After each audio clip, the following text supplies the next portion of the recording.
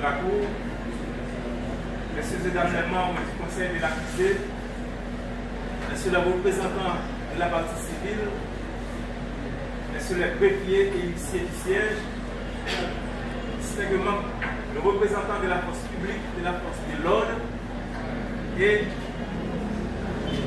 distinctement de notre pouvoir. Honorables magistrats, comme vous venez de l'entendre, le ton et l'ordonnance de renvoi du cabinet d'instruction et l'acte d'accusation du commissaire du gouvernement s'articulent autour d'un fait criminel. Un fait criminel, dis-je, qui s'était commis dans la nuit du 29 au 30 mars 2025 à l'intérieur d'une petite chambre attenante à l'église du pasteur de l'accusé ici présent. Magistrat, deux fois il en répondu. Et bien, suite à une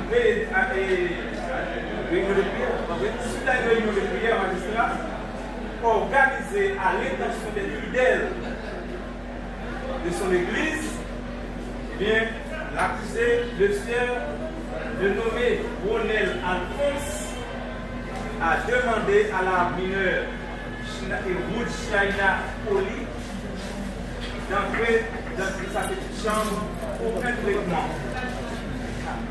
Eh bien, arrivé de cette petite chambre, honorable magistrat, l'accusé ici présent en a profité de pénétrer ses deux doigts dans le vagin de la mineure Ruth Shaina Poli. Et malheureusement pour lui, l'accusé a été surpris en flagrant délit par la mère de la victime qui était à la surveillance de cette situation. Et sur la base de cet acte criminel, l'accusé ici présent, Ronel Alphonse, est tombé dans les mailles du filet de la police nationale. Il a été arrêté pour avoir pénétré ses deux doigts de l'ex ménagère dans le vagin de la mineure Ruth Shaina Poli. Magistrat, autour de cet acte criminel, une instruction a été ouverte, et cela à la diligence du commissaire du gouvernement en sa qualité de représentant de la société. Et à l'issue de cette instruction, une ordonnance de renvoi en a été sortie.